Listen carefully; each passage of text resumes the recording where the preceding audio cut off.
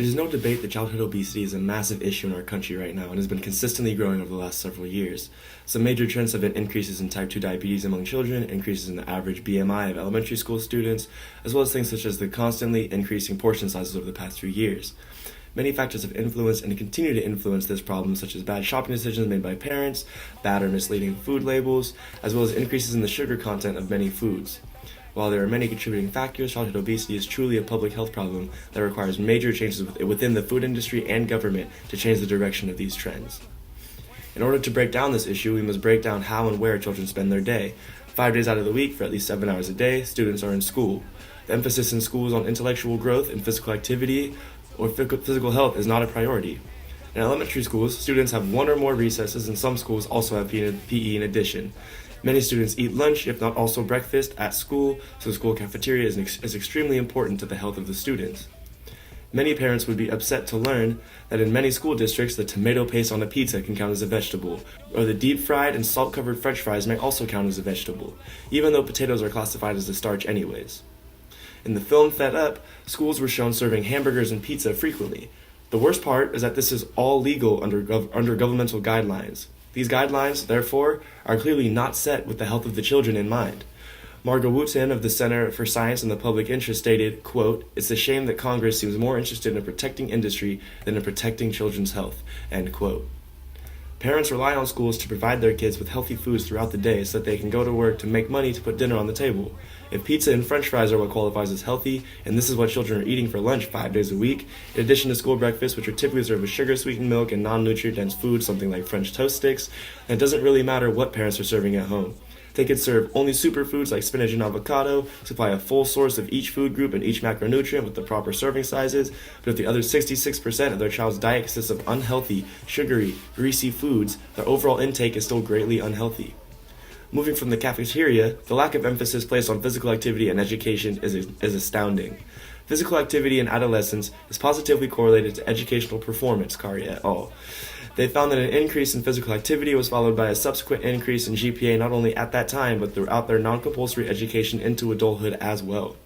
From this, you'd think that schools would place a larger emphasis on physical activity and exercise, not only because of the physical health benefits, but also because it has been proven to enhance performance in the classroom. But what we see is much different.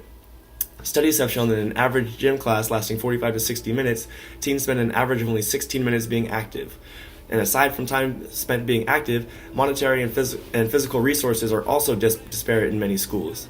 This can be seen in some schools only requiring 2 years of PE rather than 4 throughout high school.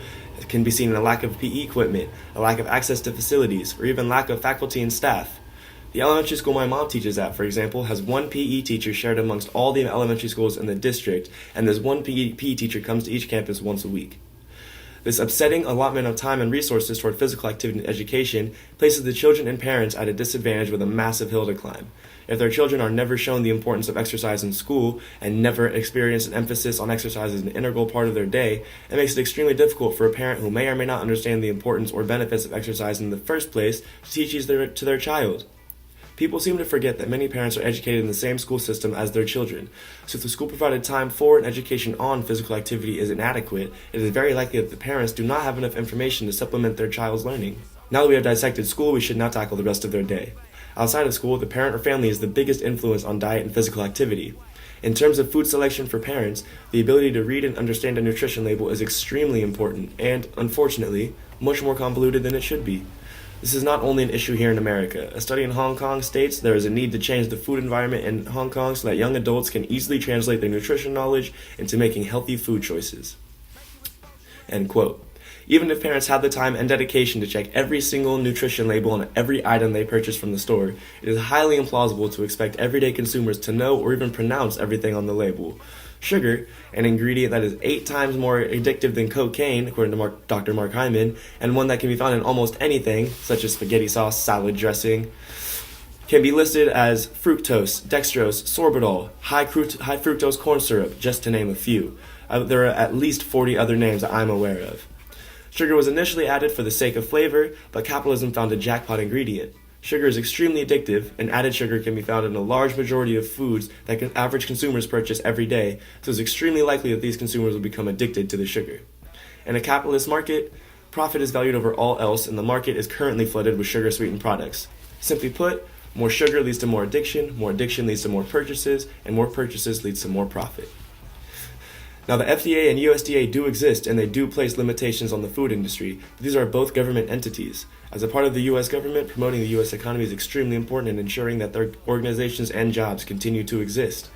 The USDA has monetary incentives to promote the sale of U.S. agricultural products, such as dairy, cheese, beef, and high fructose corn syrup. In addition, much of our educational material on food and nutrition come from these government sources.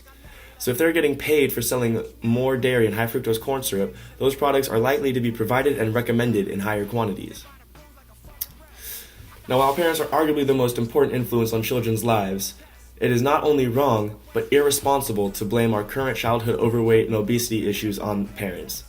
Parents can only work with the tools they are given, and when these tools consist of a lack of education around eating healthy and getting regular healthy exercise, convoluted and unclear nutrition labels, sugar-sweetened foods, and schools that provide inadequate amounts of both healthy foods and physical activity and education, you are likely to see the issues we face today. From the state of the tools the parents have to work with, it is clear that this is a public health problem that must be addressed with systemic change. You stick to the script. It should be written in stone. You should come visit my zone. Don't take my